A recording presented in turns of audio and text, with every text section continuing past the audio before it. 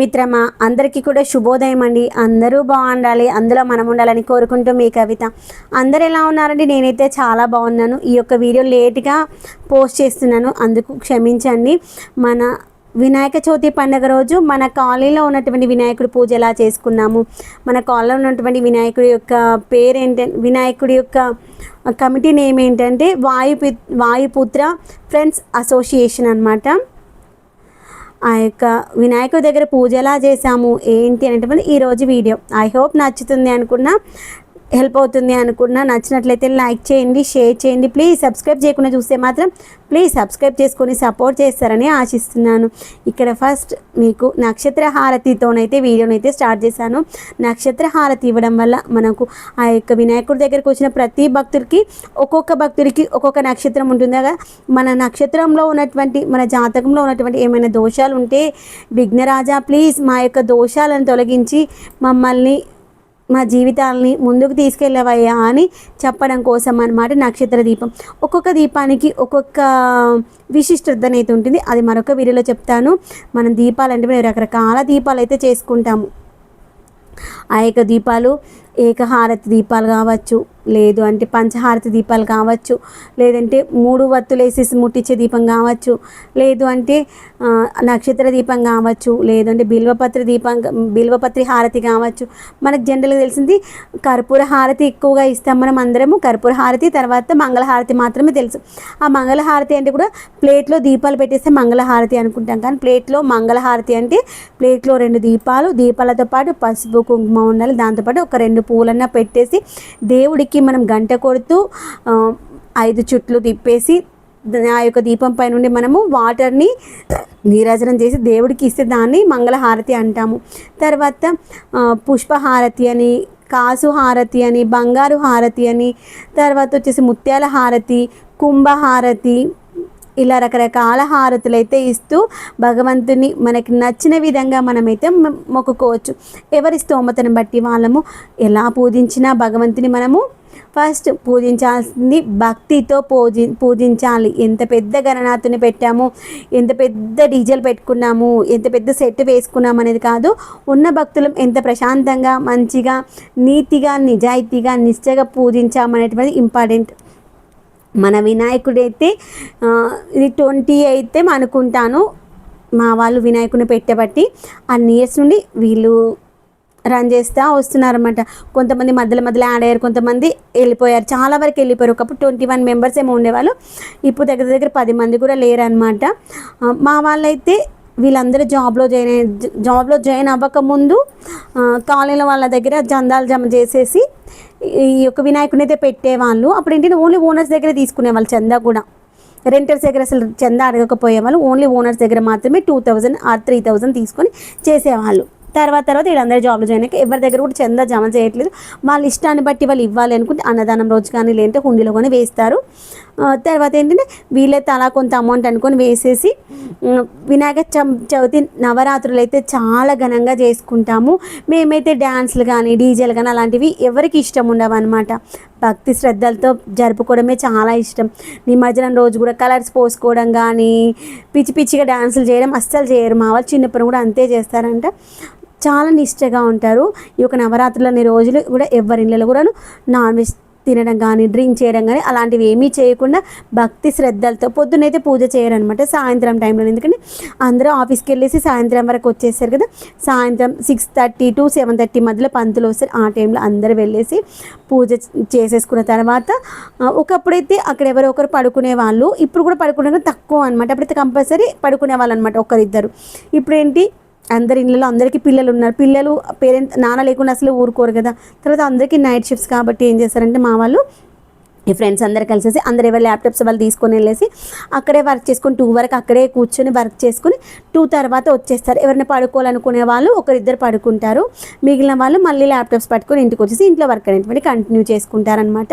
భక్తి అనేటువంటి ఇంపార్టెంట్. మనము ఎంత కోట్లు పెట్టి చేసామనేది కాదు, మనం చేసేటువంటి కొంత అయినా కానీ భక్తి శ్రద్ధలతో నీతి నిజాయితీతో చేస్తే మనం చేసే పూజ దేవుడి వరకు వెళ్తుంది అని నేను నమ్ముతాను. మేమైతే ఇంట్లో పూజనైతే కంప్లీట్ చేసేసుకొని తర్వాత మన కాలనీలో వినాయకుడి దగ్గరికి పూజ కోసం కావాల్సిన సామాగ్రిని అయితే అన్నింటిని కూడా సమకూర్చుకున్నాను. ఎందుకంటే పూజ 6:30 అని చెప్పారు. 6:30 అంటే 7 అని అవుతుంది. మనమైతే 4:30 వరకు 5 o'clock వరకు అంతా పూజ ఇంట్లో పని అంతా కంప్లీట్ చేసుకోవాలి అనుకున్నాను. ఇంట్లో దేవుడి పూజ కూడా 10:30 వరకు ఫినిష్ అయిపోయింది. ఇంట్లో దేవుడి పూజ 10:30 వరకు అయిపోయిన తర్వాత మా వాళ్ళందరికీ ఫుడ్ పెట్టినాక ఇంకా 11 o'clock అయితే ఇంకా ఈవినింగ్ పూజ కోసం కావాల్సిన కార్యక్రమాలు అయితే అన్నీ స్టార్ట్ చేసుకున్నాను. పూజ దగ్గర కావాల్సినటువంటివి తోమడానికి కావాల్సినవన్నీ పక్కన పెట్టేసుకున్నాను. అన్నీ ఇత్తడివే కదా, ఇత్తడివి తోమడానికి టైం పడుతుంది. ఇంకా మనకు పూల దండలు అవన్నీ కుచ్చేటివి ఉన్నాయి కదా, పూల దండలు కుచ్చే ముందు మనం ఏమేం కావాలో అవన్నీ పక్కన పెట్టేసుకున్నాను. తర్వాత నైట్ ఇంకొక పని ఏం చేశానంటే మన ప్రసాదాలకు కావాల్సిన ఐటమ్స్ అన్నీ తీసేసి ఒక పెద్ద తాంబాలంలో పెట్టేసుకొని కిచెన్లో పక్కన పెట్టుకున్నాను అనమాట. ఎందుకంటే మనం ప్రసాదం కోసం కావాల్సిన ఈ డబ్బాలు ఆ డబ్బాలు వెతికేసరికి సగం టైం అయిపోతుంది. అందుకని ప్రసాదం కావాల్సినటువంటి రవ్వలు కావచ్చు, పప్పులు కావచ్చు, చక్కెర కావచ్చు, బెల్లము, నెయ్యి, ఆయిలు ఇవన్నీ తీసి పెట్టేసుకున్నాను అనమాట. మినప్పప్పు ఇవన్నీ తీసి పెట్టుకున్నాం అనుకోండి, మనం పని చేసేటప్పుడు అన్నీ ఒక దగ్గర ఉంటాయి కాబట్టి ఈజీగా తీసేసుకోవచ్చు. తర్వాత భక్ష్యాలు చేసే కాబట్టి భక్ష్యాలు కావాల్సినట్టు పూర్ణం కూడా నైట్ స్నానం చేసేసి పూర్ణం కూడా చేసేసి పెట్టుకున్నాను. అయితే పొద్దున వరకు మనకి పూర్ణం మంచి చల్లగా అయిపోతుంది. భక్ష్యాలు చేసేటప్పుడు ఈజీగా ఉంది. పూర్ణం అయితే ఫ్రిడ్జ్లో ఏం పెట్టలే, బయట పెట్టేశాను. మన క్లైమేట్ చల్లగా ఉంది, ఫ్రిడ్జ్లో పెట్టాల్సిన అవసరం అసలే లేదు. ఇంకా పొద్దున్నే లేసేసి ఇంట్లో పని అయితే నైటే ఊడ్చేసుకున్నాను. పొద్దున్న 5కి లేసేసి ఇంకా స్నానం చేసి ప్రసాదాల పని అయితే స్టార్ట్ చేశాను. ప్రసాదాలు చేసుకున్న తర్వాత దేవుడి రూమ్ అయితే క్లీన్ చేసుకున్నాను. ప్రసాదాలు అయితే ఒకటిగా మనం అన్నీ ముందే ప్లానింగ్లో ఉన్నాం కదా, ఒక్కరమైనా ఈజీగా చేసేసుకోవచ్చు అని భక్ష్యాల కోసం నైటే పూర్ణం తయారు చేసి పెట్టుకున్నాక పొద్దున్న లేవగానే ఫస్ట్ బియ్యం కడిగేసుకొని భక్ష్యాల కోసం కావాల్సిన పిండి అంతా తయారు చేసుకున్నాను. పిండి అంటే మెత్తగా ఉండాలి, బాగుంటుంది. దాన్ని నేను ఇత్తడి గిన్నెలో పూర్ణం తయారు చేసుకుని దాన్ని తీసేసి స్టీల్ గిన్నెలకు మార్చేసుకున్నాను. ఎందుకంటే ఇత్తడిలో అయితే మన నైట్ అంతా ఉంటే రస్ట్ వస్తుంది. ఎంత మనకి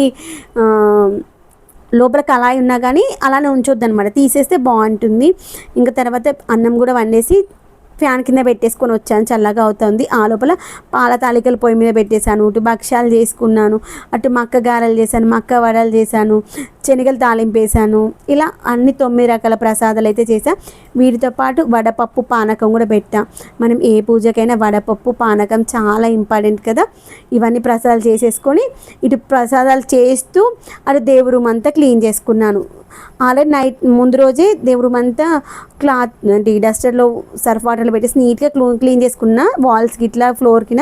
కానీ దేవుడి యొక్క పటాలు విగ్రహాలు అయితే ముందు రోజు అయితే ఏం కడుక్కోలేమంటే పండుగ రోజే కడిగేసుకుందాం అనేసి ఫస్ట్ అయితే ఫొటోస్ అన్నీ నీట్గా తడి బట్టతో తూడ్చేసి తర్వాత పొడి బట్టతో క్లీన్ చేసుకొని బొట్లు పెట్టేసుకొని తర్వాత విగ్రహాలన్నీ కూడా నేను పీతాంబరితో శుభ్రం చేసుకుంటాను.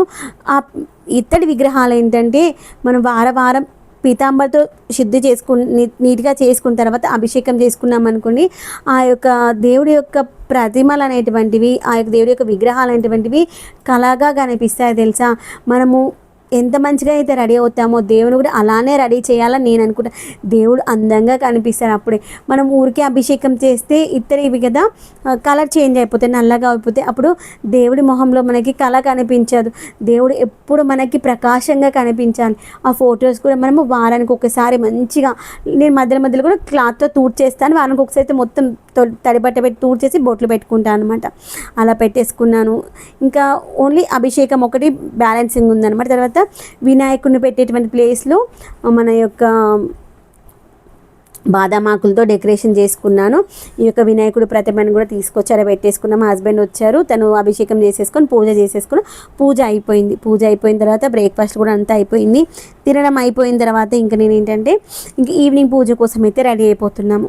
పూజకు కావాల్సినటువంటి కంకణాలు కావచ్చు, పువ్వులు కావచ్చు అన్నీ అరేంజ్ చేసేసుకొని ఇంకా వినాయకుడి దగ్గర పూజ కోసం అయితే సిద్ధమైపోయాం. ఏదంటే మనం ఎక్కడికైనా వెళ్ళేది ఉంటే 1 గంట 2 గంటల ముందే మన ప్లానింగ్ అంతా అయిపోయింది అనుకోండి, ఏదైనా మర్చిపోయినా ఆ టైంలో గుర్తొస్తుంది. లేదు ఇప్పుడు 6 o'clock వెళ్ళాలంటే 6 o'clock వరకే అయిపోవాలనుకున్నాం అనుకోండి, తీరా ఒక్కోసారి ఏదైనా మర్చిపోతే ఆ పని ఎక్కువ టైం. నేను ఇంత చేసుకున్న దాన్ని పంచామృతాలు కలుపుకున్న దాన్ని డైనింగ్ టేబుల్ పైన అట్లే పెట్టేసి వెళ్ళాను. మళ్ళీ పూజ దగ్గర అన్నీ రెడీ చేసుకున్నాక మళ్ళీ గుర్తుకొచ్చి నేను పంచామృతాలు మర్చిపోయాను.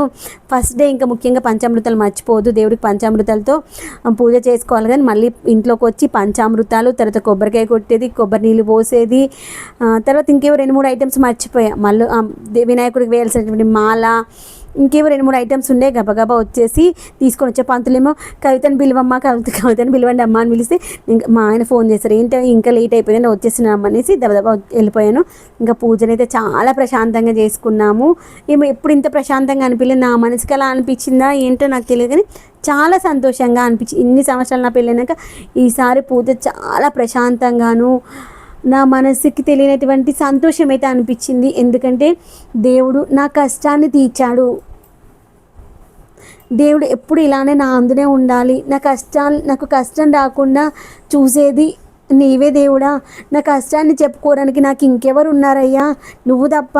నాకంటూ కష్టాన్ని చెప్పుకోవడానికి అమ్మా నాన్న ఉన్నారా, లేరు కదా, నా కష్టాన్ని తీర్చేది నువ్వేనయ్యా అని అనిపించింది.